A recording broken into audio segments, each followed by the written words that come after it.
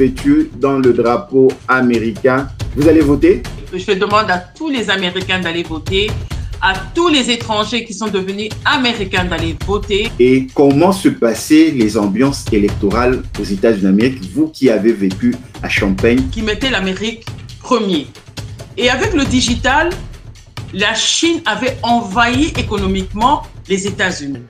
I mean, that's the biggest scandal, in my opinion, because that's election interference. That's the biggest scandal in the history of broadcasting. Vous travaillez. Comment la vie a évolué? Que Mr. Biden a pris la présidence, tout a augmenté et cela est dû à l'augmentation du prix de l'essence. Quand Biden est arrivé, le prix de l'essence a multiplié au moins par 2, ce qui fait que tous les denrées alimentaires, tout a augmenté aussi par 2.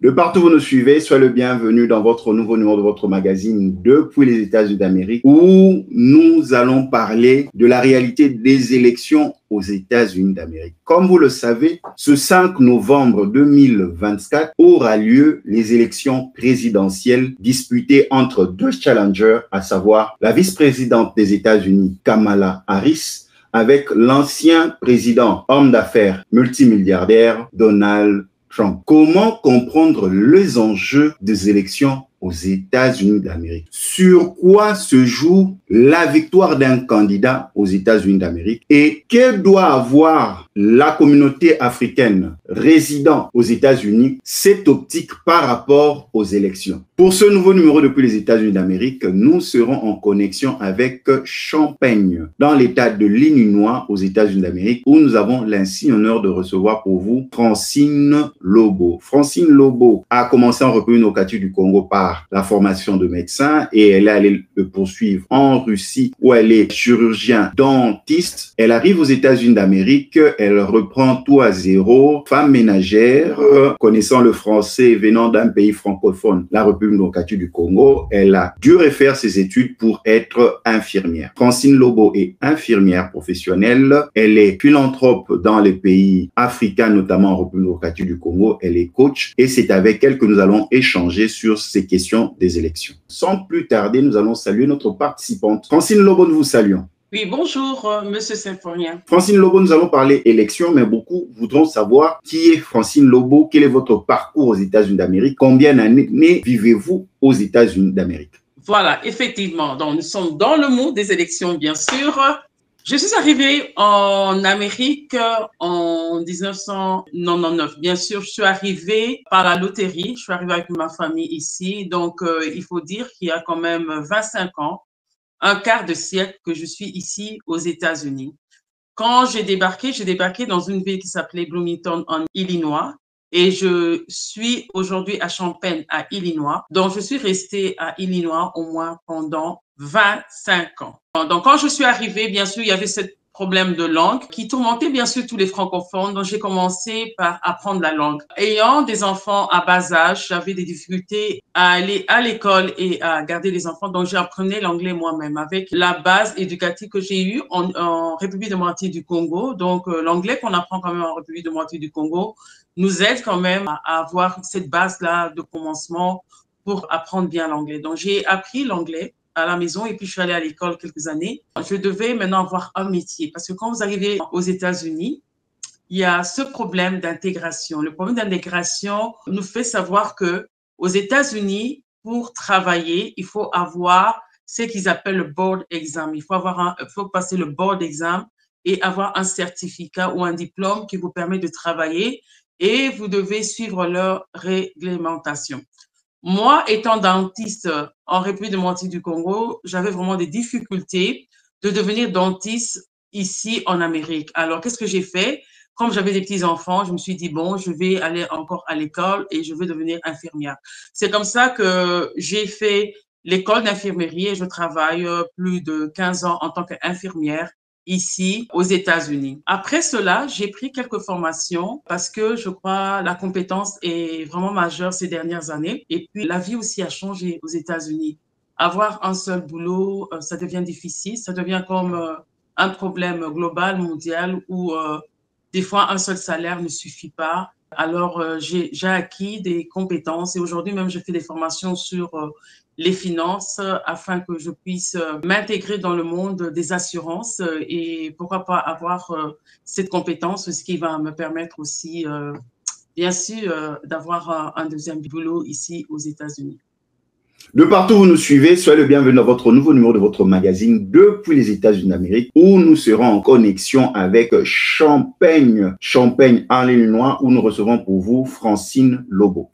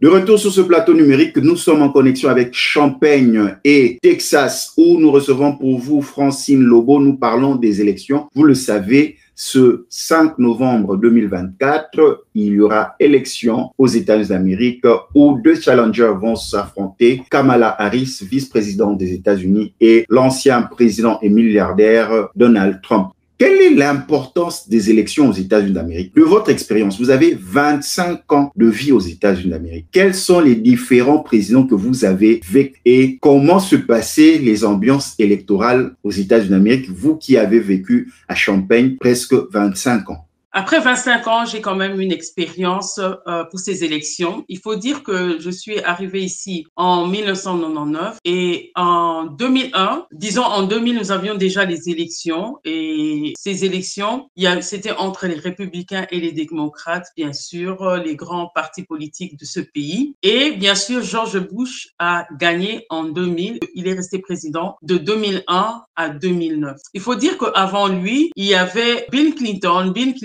qui, de 1993 à 2001, il a gouverné ce pays. Mais il faut savoir que le scandale de Bill Clinton avec Monica Lewinsky a mis en géopardie l'État démocrate et les Américains, avec ce scandale, ont voulu changer, quitter la démocratie et voter plutôt pour les républicains. Et le candidat majeur de cette élection en 2000, c'était bien sûr George Bush et qui est resté pendant 2 mandats. George Bush, il faut dire aussi que sa politique était marquée par la guerre. Il y a eu le terrorisme. Il y a eu en 2001, bien sûr, ce qu'ils appellent September 11. Le 11 septembre 2001, il y a eu, vous savez, les 2 buildings à New York qui ont été attaqués, bien sûr, par les étrangers. Et la politique, bien sûr, de George Bush était plus pour la guerre, chercher la sécurité aux États-Unis.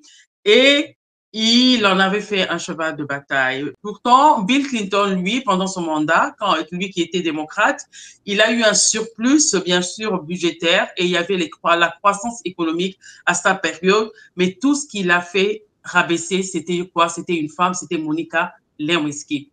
Donc, il était pris, bien sûr, dans les draps de ces femmes et c'était pour l'Amérique un moyen de changer et pour les républicains de reprendre la politique. Et après George Bush, bien sûr que l'Amérique avait soif. L'Amérique avait soif de quoi? L'Amérique avait soif de voir un noir au pouvoir. Après plus de 3 siècles, l'Amérique, tous les présidents, c'était des hommes et des hommes blancs. Donc, il y avait ce monde patriarcat qui régnait dans la présidence aux États-Unis et l'Amérique avait soif, avait vraiment soif de voir un noir émerger dans la haute magistrature qui est la présidence. Alors vient cet homme, Barack Obama, qui a bien joué son jeu, qui a bien joué son époque. Et il faut dire, à l'époque de Obama, qu'est-ce qui venait d'arriver? C'était Facebook.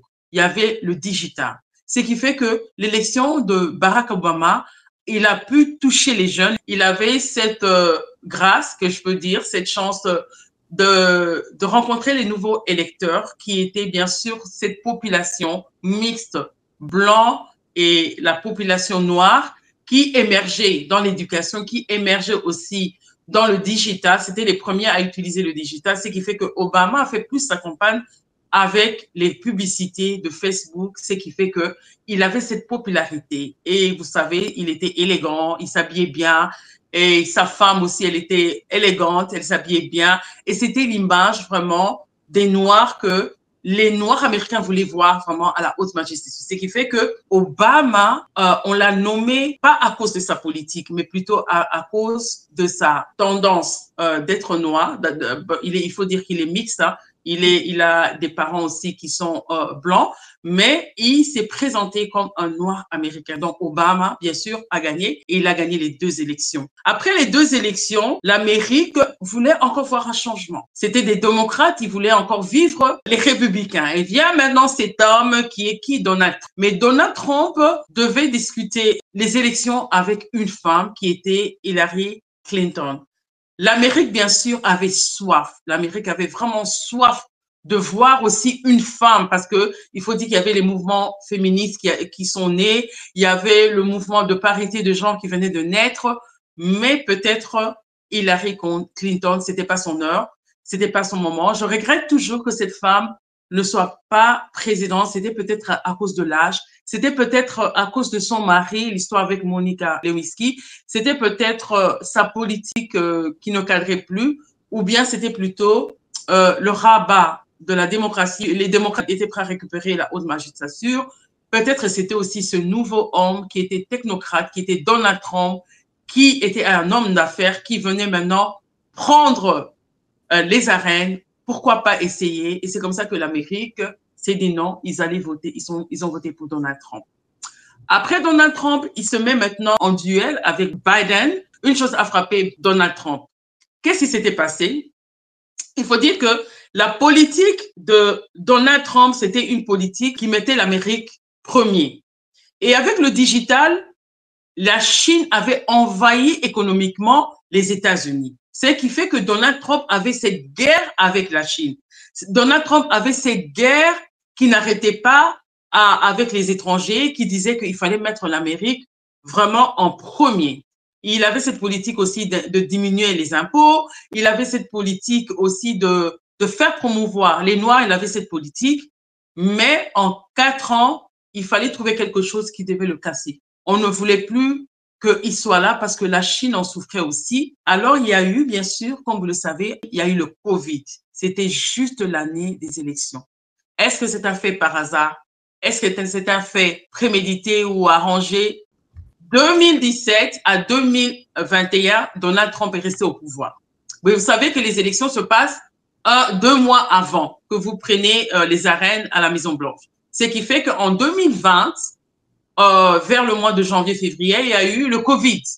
Et les élections, pendant les élections, Biden utilisait la politique de Covid parce que c'était, il faut dire aussi, M. Seforier, c'était une nouvelle maladie. C'était une maladie qui avait ravagé le monde. Est-ce qu'il fallait les vaccins? Est-ce qu'il fallait pas les vaccins? Combien de temps il faut pour faire les vaccins? Ce qui fait que le temps était tellement court pour faire les vaccins, parce que les élections, c'est au mois de novembre 2020. Et c'est ça, pour moi, j'ai toujours dit, c'est l'affaire de Covid qui a un peu cassé Donald Trump. Il veut dire qu'économiquement, l'économie des États-Unis se passait bien pendant la période de Donald Trump. Donc, il faut dire, tous ces présidents, ils avaient des politiques étrangères et des politiques, bien sûr, américaines très significatives, et chacun avait marqué son époque. Par exemple, Obama, lui, il a marqué avec Obamacare. Il faut dire que Clinton, c'était la croissance économique. George Bush, c'était plutôt la sécurité. Il voulait vous passer par l'aéroport partout. Il y a cette sécurité qui avait pris tout le pays. Et il faut dire aussi avec Donald Trump, lui, il mettait l'Amérique premier, et Biden, à son tour, il est venu avec sa politique, avec l'investissement vert, avec des tentatives de réforme qu'il essaie toujours de faire, mais donner la décision aux Américains en novembre 2024 qui ils vont voter. Est-ce que c'est un républicain ou un démocrate qui va passer? Des fois, le candidat ne dit pas grand-chose aux électeurs, mais plutôt c'est leur politique entre les deux candidats afin de savoir qui va vraiment passer en novembre 2024. De partout où vous nous suivez, vous êtes dans votre programme depuis les États-Unis d'Amérique, dans l'État du Texas, où nous sommes en connexion avec l'État de l'Illinois à Champaign. Nous recevons pour vous Francine Lobo qui parle de sa vision des élections aux États-Unis d'Amérique. Elle a dressé son portrait depuis les 25 ans qu'elle réside aux États-Unis d'Amérique, comment ça a évolué les élections à travers différentes personnalités qui ont brigué le statut de chef d'État américain.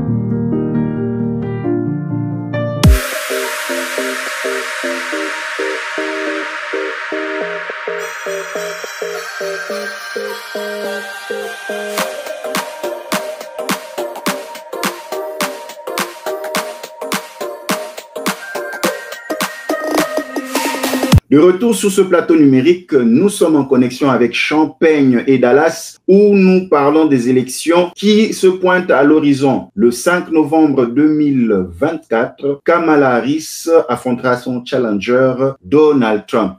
Quelle est l'importance des élections aux États-Unis d'Amérique? Les gens vont aller voter entre Kamala Harris et Donald Trump. Qui vont voter? Est-ce que tout le monde peut voter? Un Africain qui réside aux États-Unis peut-il voter? Un Africain qui a changé de nationalité, qui a la nationalité américaine, peut voter? Bon, il faut dire ici que les personnes qui ont le droit de voter aux États-Unis, ce sont les Américains. C'est-à-dire que c'est une personne qui est passée par la justice, l'immigration, a passé l'examen, a eu son passeport, a eu sa nationalité.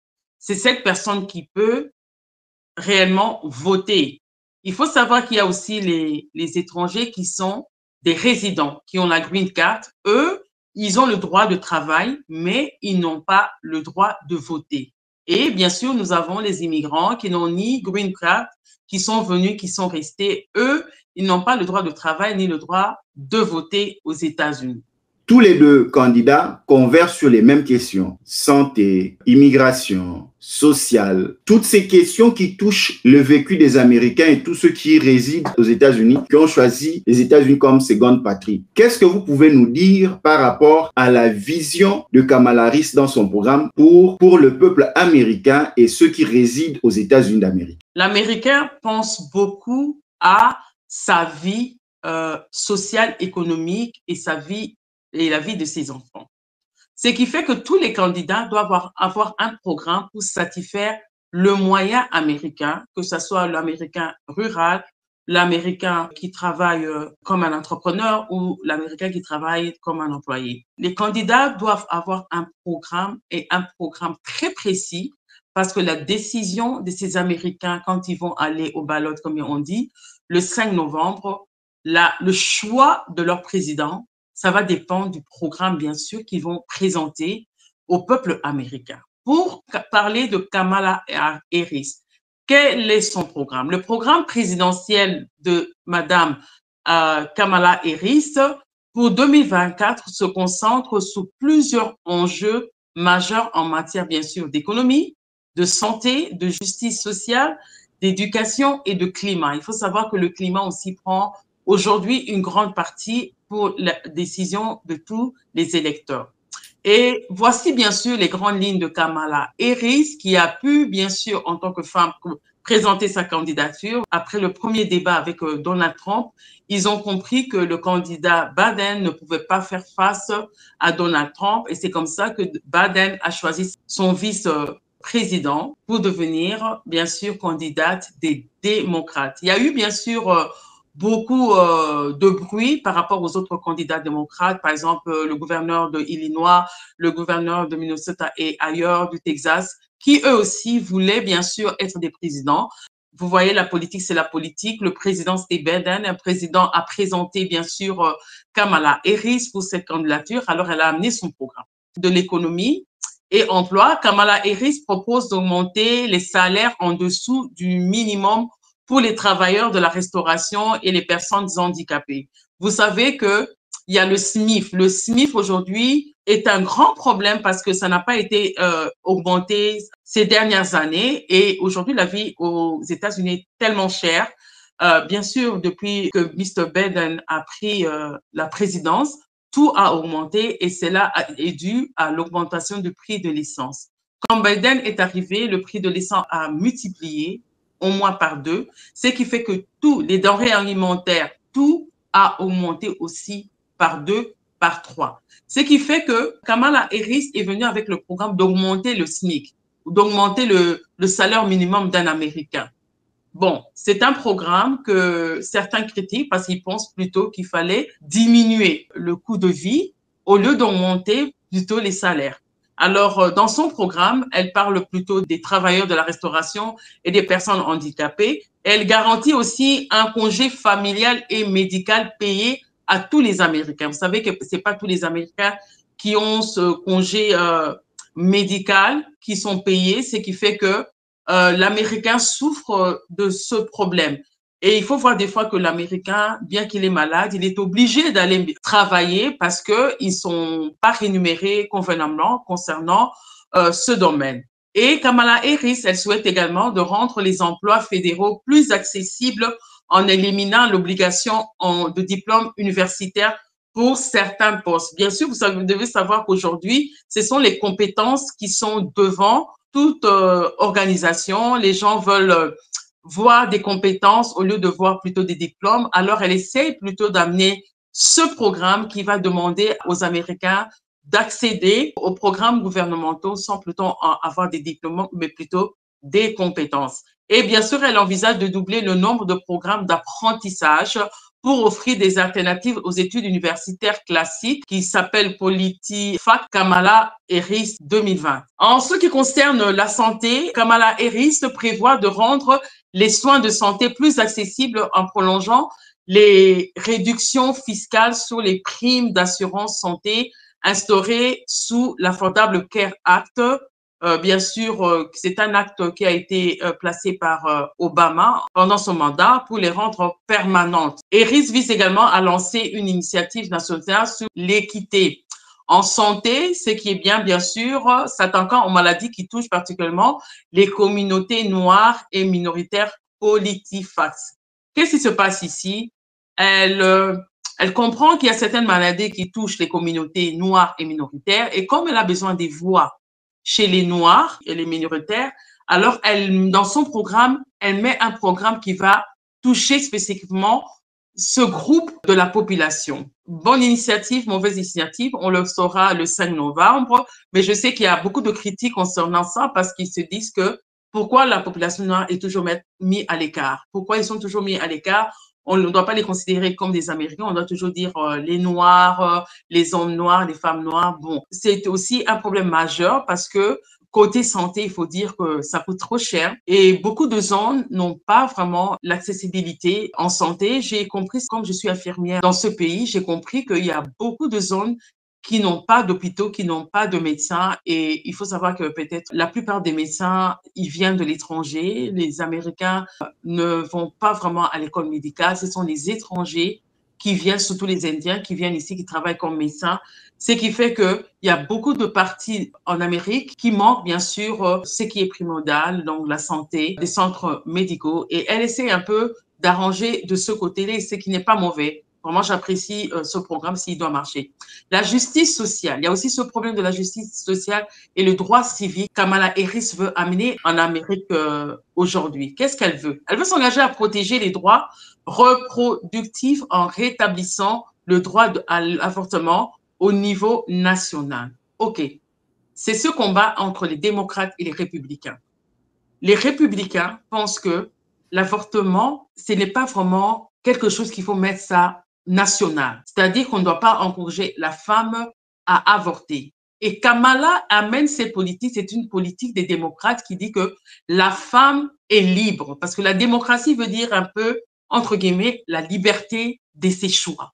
La liberté de faire ceci. Le gouvernement ne doit pas me dire que tu n'avortes pas. Le gouvernement ne va pas me dire que tu vas manger ce genre de fromage. Donc, ils amènent un peu cette liberté. Moi, après avoir vécu 25 ans dans ce pays, amène un peu un genre de libertinage qui touche même à la religion de ce pays. C'est un pays, il faut savoir qu'ils ont toujours mis Dieu devant.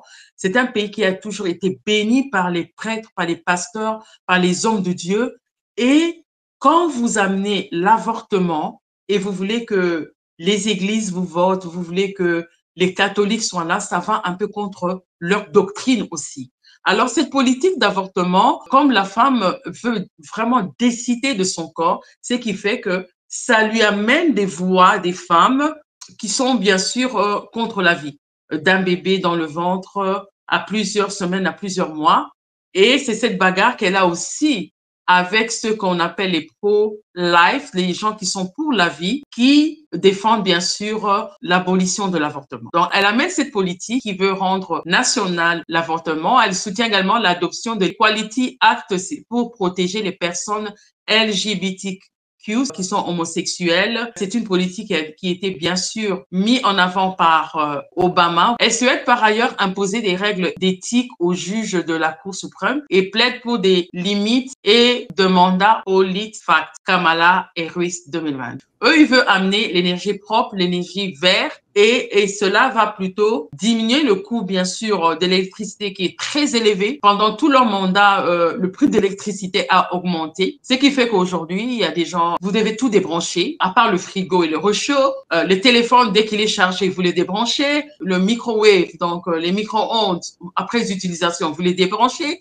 Les théières, vous les débranchez. Les télévisions, vous les débranchez. Donc, on doit tout débrancher pour diminuer le coût de l'électricité parce que l'électricité a tellement augmenté et qui touche bien sûr à nos finances, à notre économie. Pour l'éducation, elle veut rendre l'éducation plus abordable. Bien sûr, ça va toucher la partie des étudiants, cette partie qui sera aussi couverte. Et l'immigration, Kamala a joué un grand rôle dans l'immigration. C'est la partie qui non seulement l'aide, mais qui touche aussi à son élection. Elle propose de moderniser le système d'immigration, ce qui est normal, et faciliter l'accès à la citoyenneté pour les immigrants et protégeant les droits des travailleurs. Pourquoi ils le font?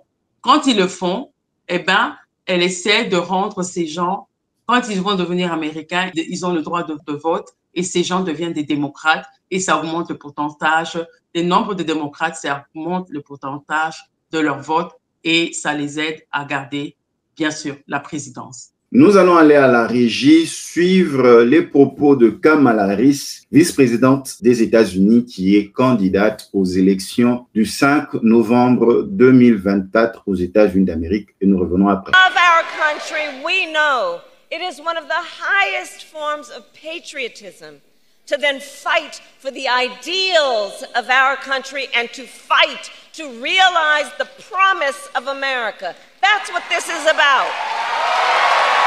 That's what this is about.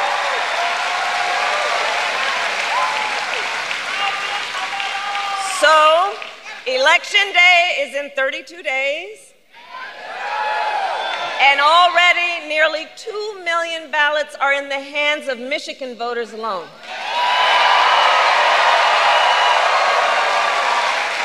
So if you have received your ballot, please do not wait. Fill it out and return it today. Early voting starts statewide on October 26th. And now is the time to make your plan to vote. Because, folks, the election is here. The election is here. And we need to energize, organize, and mobilize. And remember, your vote is your voice, and your voice is your power. So, Flint, today I ask, are you ready to make your voices heard?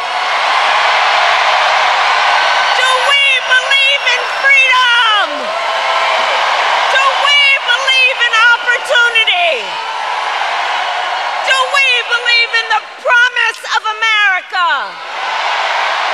And are we ready to fight for it? Venons de suivre le propos de Kamala Harris. Si vous nous prenez de court, vous êtes dans notre programme depuis les États-Unis d'Amérique où nous sommes en connexion entre Dallas et Champaign. Nous recevons Francine Lobo, résidente aux États-Unis d'Amérique, à peu près 25 ans. Elle est en train de nous partager sa vision par rapport aux élections aux États-Unis d'Amérique.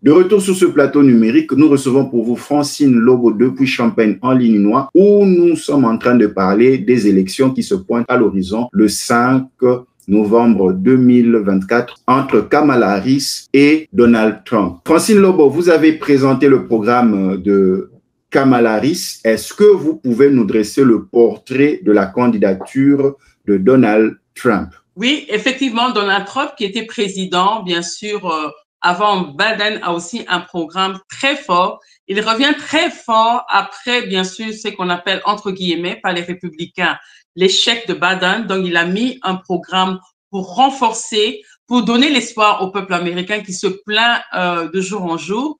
Alors, il amène un programme qu'il appelle, bien sûr, l'agenda 47. Cet agenda se concentre principalement sur des thèmes comme l'immigration, l'économie, la sécurité publique et la réforme du gouvernement.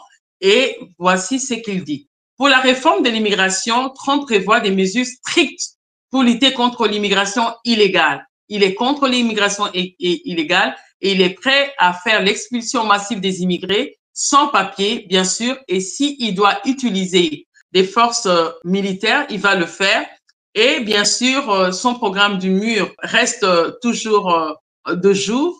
Donald Trump avec les immigrés. Il aime bien les immigrés, mais il veut que ça se passe légalement et pas illégalement. Pour sa politique économique, l'objectif de Trump est de stimuler l'économie à travers des réductions d'impôts et de réglementation. Il trouve qu'il y a beaucoup de réglementation, ce qui empêche les gens à être dans le business. Alors, il veut diminuer ça. Par exemple, au Congo, on appelle le guichet unique. Après le guichet unique, donc aller dans un seul guichet pour avoir tous les papiers. Donald Trump envisage de prolonger de manière permanente les dispositions de la loi fiscale de 2017, ce qui fait que cela va aider à couper les taxes dans certains modèles économiques. Et il prévoit de réduire davantage d'impôts sur les sociétés à 15% contre 21% actuellement. Il veut qu'on travaille des heures supplémentaires. Il veut pas qu'on coupe les taxes dessus. Il veut donner à l'Américain la chance de gagner encore plus d'argent. Ce qui fait que sa politique économique est vraiment appréciée par les Américains. Et quand vous regardez la loi et l'ordre Trump, il met plutôt l'accent sur une approche ferme contre le crime. Il est contre les crimes qui se passent aujourd'hui en Amérique et il envisage bien sûr d'utiliser la garde nationale pour résoudre ce problème. Pour sa politique sociale, le programme social de Trump comprend plusieurs mesures. Et dans une des mesures, il veut supprimer les impôts sur les prestations de sécurité sociale pour les retraites et puis beaucoup d'autres choses, l'introduction de primes de naissance, ce qui va être un boom pour l'Amérique, et réforme gouvernementale, et il préfère restructurer les gouvernements et en renforcer le pouvoir exécutif, ce qui fait de lui un candidat vraiment favori pour les républicains et bien sûr pour certains démocrates. Et pour sa politique étrangère et défense, il promet un retour à une politique étrangère centrée sur l'Amérique First. Le même America First qu'il a fait pendant son mandat, il veut recommencer, et cela par la réduction des aides étrangères et des interventions militaires, avec une concentration sur l'amélioration des infrastructures domestiques et le renforcement de la défense nationale. Ce qui dira quoi? Ce qui dira que la guerre en Ukraine, la Russie contre l'Ukraine prendra une autre tournure. Il préfère que l'argent, au lieu que ça aille à la guerre, puisse rester en Amérique afin que les Américains ici et nous, les étrangers, puissent en bénéficier. Pourquoi pas? Nous allons aller à la régie suivre les propos de l'ancien président, homme d'affaires, multimilliardaire, Donald Trump. You say the. Oh, I heard a word that wasn't exactly proper. He's cognitive. They're sick people. I'll tell you what, they are really, not all of them. I'd say about 92%. A couple of good ones. That's a lot of cameras going on. There are a couple of good ones back there. No, it is, isn't it crazy? Isn't it crazy what they do and the level of meanness, the way they write about people, and the way they protect. How about 60 Minutes, the way they protected Kamala? She gave an answer. Think of it. 60 Minutes, CBS, and they ought to lose their license and they ought to take it off the air. It's the biggest. How about this? She gives an answer that was cognitively a mess, right? She gives an answer that was grossly incompetent. They removed the entire answer and put another answer in there. Where the hell? They don't do that with anybody that I've ever heard. With me, they do the opposite. I give them a gorgeous, full-flowing, magnificent, beautiful answer. I call it the weave, right? Always get right back to the right place, but you cover a lot of territory this way. But you give a beautiful answer, and then what they do is they take pieces of it out, and all of you say, what the hell happened to my beautiful answer? They do the opposite. And that's bad too, but that's not like this. They took her entire answer out, threw it out, and they said, this looks terrible. And they put a new answer in. I mean, that's the biggest scandal, in my opinion, because that's election interference. That's the biggest scandal in the history of broadcasting. Francine Lobo, comment expliquer que Donald Trump est présenté comme anti-immigration, mais une grande partie de la population noire américaine veut voter Donald Trump? Ça s'explique par quoi? Ils ont été déçus par Barack Obama, déçus par la politique des démocrates. Pourquoi les Noirs, aujourd'hui, même certains Africains qui résident il y a de cela 20 à 30 ans, voudraient que, par exemple, que Donald Trump soit président? Comment ça s'explique? Ce qui s'explique ici, c'est quoi? C'est le ras-le-bol. C'est le ras-le-bol des Noirs. Un ras-le-bol qui se fait entendre pendant cette élection et qui va peut-être, je ne le souhaite pas, mais qui va peut-être toucher très profondément les démocrates, non seulement pour ces élections, mais pour les élections futures. Vous devez comprendre que l'Amérique, les Noirs, on a toujours présenté aux Noirs que la démocratie était pour eux. Ce qui fait que le Noir américain, sans réfléchir, sans regarder les politiques, sans regarder tous les programmes que nous avons tracés ici, votait pour tout candidat démocrate. OK? Qu'est-ce que les démocrates faisaient? Ils viennent chaque 4 ans, quand il y a les élections, et ils amènent le politique, ils promettent tant de choses, et ils donnent cette facilité aux Noirs, parce que c'est la population, il faut dire qu'une population qui est moins nantie, qui est peut-être moins nantie en Amérique, parce qu'il faut dire qu'il y a quand même ce séquelles du racisme qui est quand même resté. Après 400 ans, on voit toujours ces séquelles du racisme qui n'ont pas disparu. Par exemple, tu vas à l'hôpital, tu travailles, tu verras que la cuisine se trouve en bas. Et par exemple, les chambres des malades, c'est en haut. Et en bas, vous allez voir tous ces travailleurs noirs qui sont en bas. Il y a au moins 100 travailleurs noirs en bas et peut-être 5 travailleurs blancs. Et dans les étages au-dessus, là où il y a des prises de décision, les infirmières, les docteurs et tout, ce sont les blancs qui sont là. Et très peu de noirs. Donc, il y a peut-être 5 noirs aussi. Il faut dire qu'il y a ce séquelle-là qui a continué à frapper ce pays. Et vous le voyez sur la route, vous le voyez partout. Ce qui fait qu'il y a un ras-le-bol. Il y a eu Obama qui est venu, on l'a voté. Et après ça, il y a eu Trump et ils ont démontré que Trump, pour casser Trump chez les Noirs, ils ont dit que Trump était raciste. Alors, ils étaient contre Trump. Ils n'ont pas voté Trump pour la deuxième fois. Et quand ils ont voté Biden, la vie est devenue très chère. Ceux qui ont l'argent le sentent. Maintenant, eux qui n'ont pas suffisamment d'argent le sentent encore plus. Alors, ils sont restés, ils ont dit, on comprend que la politique de la démocratie ne nous fait pas avancer parce que ça fait 60 ans qu'on les vote. Pourquoi 60 ans? Parce que le noir a eu le droit de voter il y a 60 ans. Ce qui fait que ces noirs-là, pendant 60 ans, ils ont voté les démocrates et aujourd'hui, ils voient que aucune politique n'a été vraiment placée pour élever l'homme et la femme noire. Mais quand Donald Trump est venu, on a vu Donald Trump élever cette partie de la population. Alors maintenant, quand ils amènent cette politique, surtout avec le dernier passage du président Obama dans leur camp en leur disant que si vous ne votez pas pour Kamala, ça veut dire que vous n'êtes pas des Noirs, et en leur traitant presque des gens qui ne sont pas conscients par rapport à leur vote, eh ben là, ça a vraiment tout changé. Ça fait une semaine qu'il y a cette politique antidémocrate qui se passe ici aux États-Unis, qui va peut-être coûter un peu la vie politique des démocrates très cher pendant ces élections. Les Noirs, c'est un ras-le-bol qui se fait entendre et c'est un ras-le-bol que moi-même, en 25 ans, que je vois. En tant que Noir, il faut faire beaucoup d'efforts. Imaginez-vous maintenant, moi, en tant que femme noire et étrangère, combien d'efforts je fais dans ce pays pour essayer de se placer quand même dans les prises de décision. D'abord, je me bats en tant que Noire. J'arrive dans un pays d'abord que je connais pas, je parle français, la première langue c'est l'anglais, donc je me bats d'abord en tant qu'étrangère.